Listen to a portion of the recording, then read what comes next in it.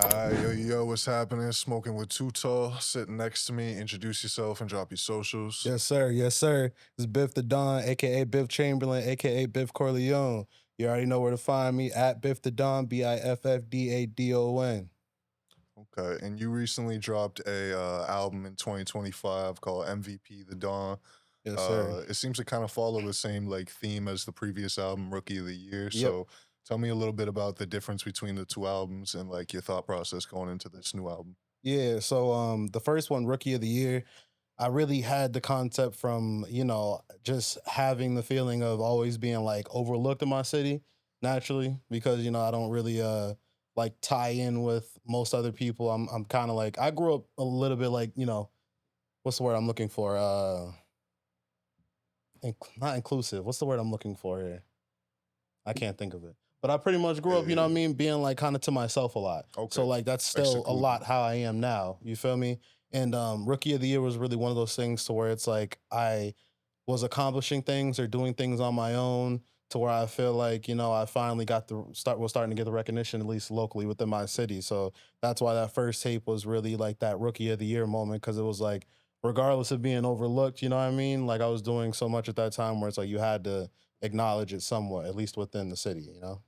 And then with the MVP, it's like that was the second tape, and that's really just because right now it's like I'm really amping up even more than I was before with the first tape, as far as like what I have going on, what I'm doing for myself, just getting myself, aligned the right way as an artist, and really like trying to perfect my craft, perfect my brand and everything. So that's why that one was just a more polished version of like, a Rookie of the Year sequel. Pretty much that's what it is. It's the second tape. So I really wanted to just showcase my versatility, showcase my different styles and genres, and give just a more polished version of myself. Okay, and what are some of the sounds that people should expect to hear going into the project? Yeah, so I got one on there, one of my favorite songs, Elevated, featuring Fair Price. That one right there. That's more of like the I don't know what type of sound to call it. It's like that trap gospel type of sound. You Okay, know what I yeah, mean? yeah, yeah. It's like a singing but not singing in a way, but it's like, we talking a lot of real pain on that one. So, speaking for other people, especially their experiences and personal experiences. So that one's pretty dope. It's like a trap gospel type tape trap gospel type track. Yeah, And yeah. then we have I have a song on there called Lost. With that one's a lot of more like the Cash Cobain type beats, you know what I Yeah, mean? yeah, Like I ended up getting on one of those and wanted to see how, my style could go on that, cuz I didn't really want to copy other people's sounds and what they've already done. I wanted to like see how my voice and my sound would, apply to those beats. And yeah, even some just straight rap, like, a little bit of sample type, 90s boom bap beats in there too. It's really a lot of versatility, man. It's whatever you're looking for, whether you're old head or you're younger, you know what I mean? There's gonna be songs in there. And it's just straight, songs where I'm just talking shit, because that's what I do best, you know what I mean? yeah, yeah. Just straight shit talking songs on there. So, the songs for every style, every person, every, you know, genre. I don't got no country on there yet. Sorry guys, but that'll be there soon. I promise. I promise it'll be there soon. But Okay, yeah. and you mentioned Fear Price in Hmm. the track Elevated. You also have another feature with JG. Tell me how Yeah. you got locked in with both those guys. Yeah, so JG is really my homeboy. He's from Westport, Massachusetts. He's another artist. He's great. He actually engineered and recorded most of these tracks on this album here. And yeah, we've been friends for a very long time. We met each other when we was younger, bro. Like we was still in middle school when we met each other. And we weren't making music at first together. We was just friends. And then he had the musical equipment already because his father was like a recording artist, recording engineer with some other artists, I guess, in the older times with rock and roll. And yeah, we ended up playing around with music a little bit here and there. He was doing a lot more than I was at first, and then I ended up doing a couple features with him when, we still were pretty young. And over time we just, we kept being friends. So we just do songs with each other occasionally. Seems like every 3 years, you know what I mean? It's a while, Yeah, but we do songs with each other occasionally. And this is one of the ones where I was like, yeah, this has got to go on it's got to go on the tape. Yeah. yeah. And how did you get tap in with Fear Price? Yeah, Fair Price. Actually, I got that connection through Spaced Out Snacks. Shout out Spaced Out Snacks. She's an event curator out in Providence area, Mm. and she put it together because he's actually another artist that's really good, and she knew about him. She knows about me, so she connected the studio time, and had us link up in the studio, and we just ran the beat, and after that, we came out with the masterpiece, and Do you typically freestyle or do you write your shit? I write. I Yeah. definitely write. Yeah.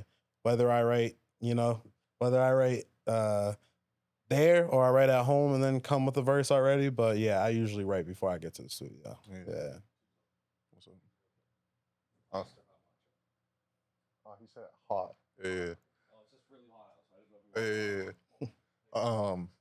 So you had a track on the album called Transformers that you ended Mhm. up doing a music video for. Yeah. I was driving while I was watching the shit, so I didn't get to watch it. Yeah. You know what I'm saying? But I saw that you got the face paint on and shit. Yeah, So tell me yeah. about like that music video, how it came to be. So yeah, I always one of my favorite movies is Dead Presidents. You Okay. know what I mean? That's It's like one of my favorite movies, and I always wanted to do something, that ties back to shit that inspires me or shit that I like. You know what I mean? Things that I'm interested in.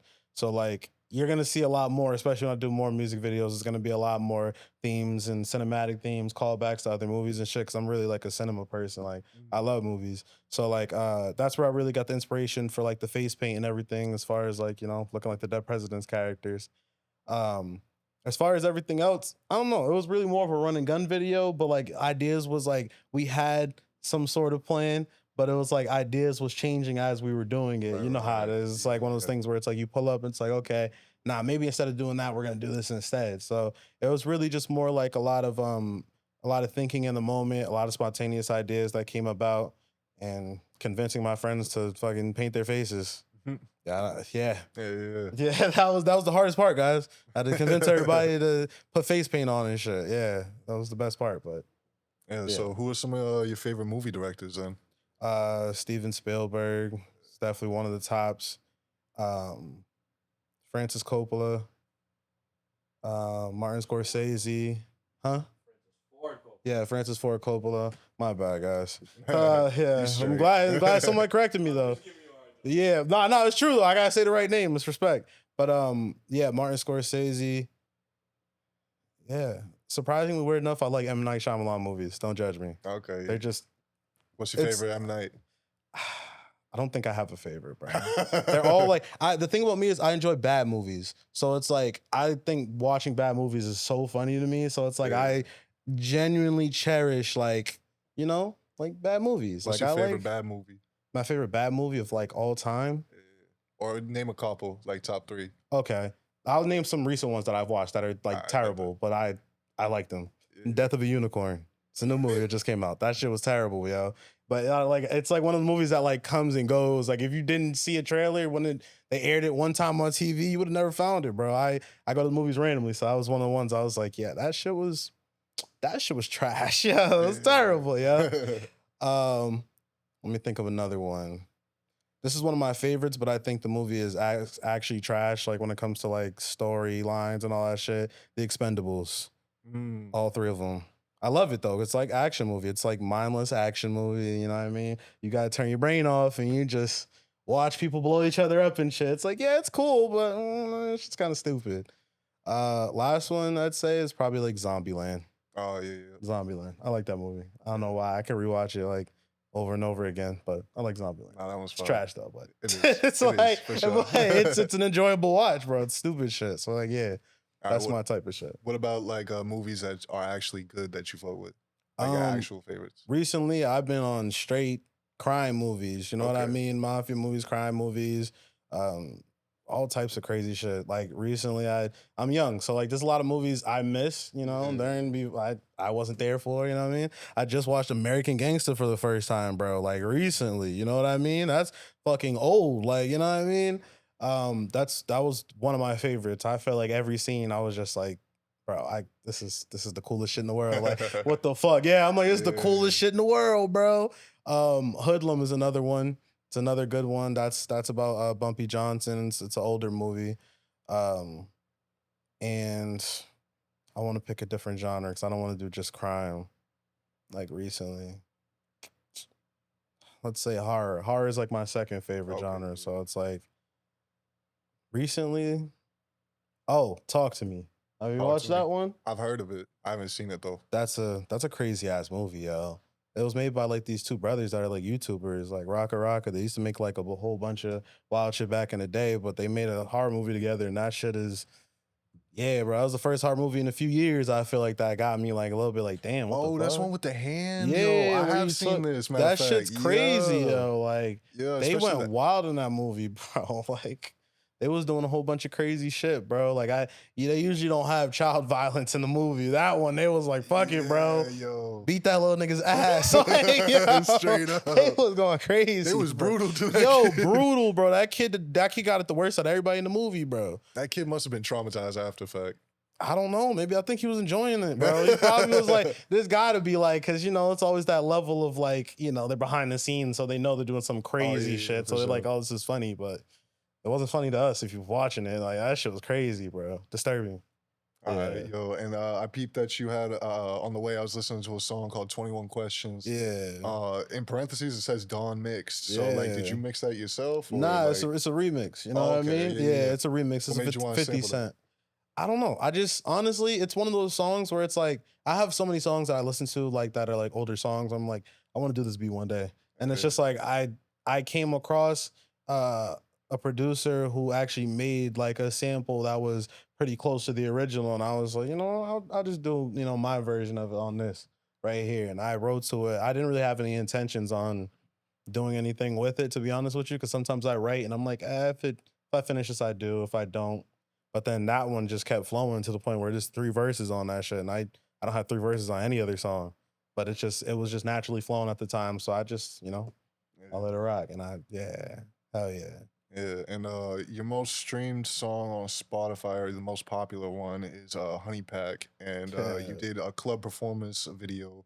Where was that club at? Like, what made you want to go with that Oh club for the man, I video? don't even remember the name of the club, bro. It was a Yeah, Spanish club in Providence. It probably got shut down. I don't yeah, know, bro. probably on some Like, Providence shit. yeah, Providence shit. You already know, bro. Like, a hole in the walls, they get shut down like a motherfucker, bro. Yeah, but they party like crazy out there. Yeah, They bro, get they be lit. wild in the Yeah, Providence yeah. show. But yeah, I really don't remember the name of the club, but it was like a smaller club. And honestly, originally I wasn't even supposed to technically do anything in there, but I had gotten with the DJ enough for him to play my song so I could get a video for a club perform or like club live performance of the song type. And yeah, I just really wanted to get content for that song somewhat at that time. Like I still was kind of moving without any real direction on what I wanted to do, but it was like I wanted to get content for that song because every time I perform it, it's like people remember that one over everything else. You know what I mean? That's the crazy song. Like, Yeah, yeah. yeah. And I'm looking back on like your discography a little bit more, at least on official like streaming platforms. It seems to Hmm. go as far back as 2023. Hmm. How long have you been like making music for? Yeah, so technically I started making music when I was like 16 or 17. Uh but I started really taking it more serious when I was like 2021. So like right after graduation for me, I started taking it a little bit more serious, you know what I mean? Yeah, yeah, Before that it was only like I made like a feature with somebody here and there, and I wasn't really like it was like once every 6 months I'd be in the studio. I wasn't taking rap serious. It's like I just do it playing around. And then once graduation had happened, that's when I started really taking it serious because I felt like it's something I could learn to get better at, yeah. over time.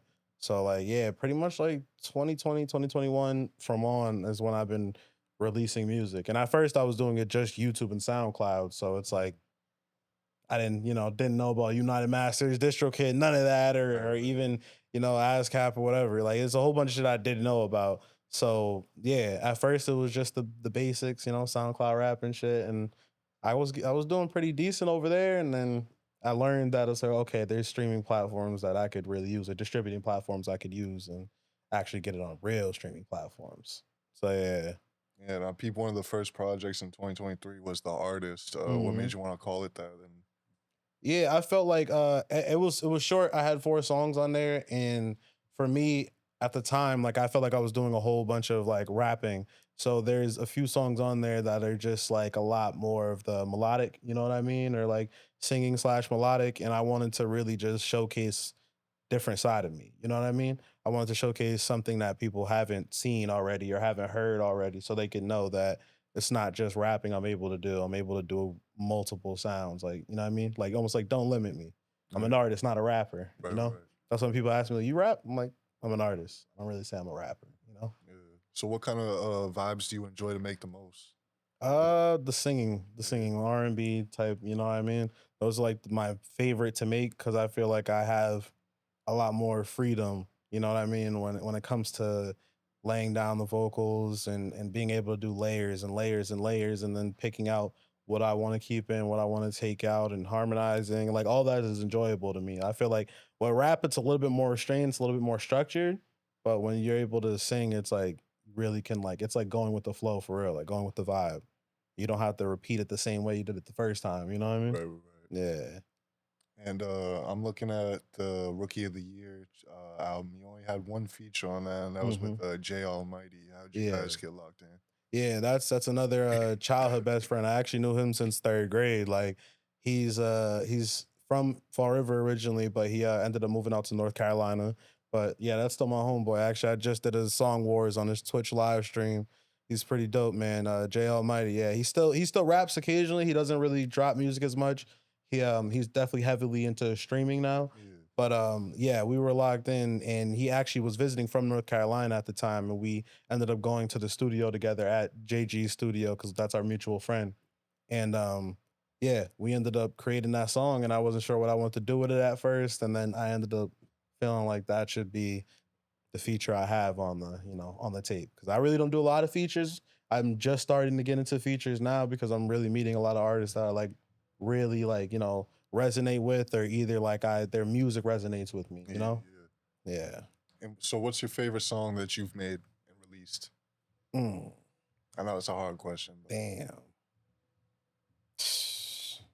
Personally, yeah, yeah, personally, my favorite song, and it's really my favorite because I enjoyed making it. And the emotion I went behind it and the feeling was just it's called Unbothered. It's on the tape that I just dropped, the MVP tape. But that was like the definitely like the most emotional type song that I feel like, I've had. And especially because it's like at the time, I remember what I was feeling when I wrote it and went to the studio to record it because I did it all in the same day. You know what I mean? yeah, yeah, It was one of those situations where it was like I was really feeling, you know what I mean, something deep, and I was like, I'm gonna go to the studio and get this off my chest right now. And that ended up coming out to be probably one of my favorite songs right now. So yeah, yeah. oh yeah. And you've mentioned, a bunch of different places throughout our conversation. What's your favorite place that you've traveled to so far? Probably still New York. I don't Yeah, know. I haven't really gone down south yet or out west, so I gotta get out there to be honest with you. New York has been like kind of like a it's like some place we're used to going now. You know what right, I mean? right. It's just like we get there, it's like, okay, are we gonna go down 42nd Street over here? We going over there? Like it's kind of like we already have our designated spots to go to once we go over there. We're probably going to Brooklyn or some shit, like or Yeah, Manhattan, yeah. one of the two. So yeah, New What York so far. What do you love about going out there? White Castles. Yeah, White Castles, bro. New York yeah, is goaded for White Castles, bro. Seems like we can't get that shit any closer. So I love it. But nah, New York, I really just like it because I feel like ever since a kid, like I've always loved New York. Like I've been, even though I'm not really from there, it's just like I have a thing about like it's sports teams, especially when I was younger. Like I was always heavy like New York Yankees type, and I grew up in Fall River, so it's like that was a battle. You know what I mean? right, Everybody's the right, Red Sox, and I'm like, nah, fuck that. I like the Yankees. right. So, but nah, New York is one of those places where I feel like you really could see anything. Like anything could happen, like in a good way or a bad way. But in a good way, for most part, at least for me, it's just like it's been like one of those situations where it's just like, bro, anything could happen. I remember when I was younger, my first time going out to New York, and I was like probably like 13, I think 14. And with my older sister, I got out and I was so amazed to see a fucking big ass horse just fucking walking on the sidewalk, like walking right past the car. I'm like, is that a horse? Like Yeah, I've never yeah, seen no shit like that in Far River. What the hell is that?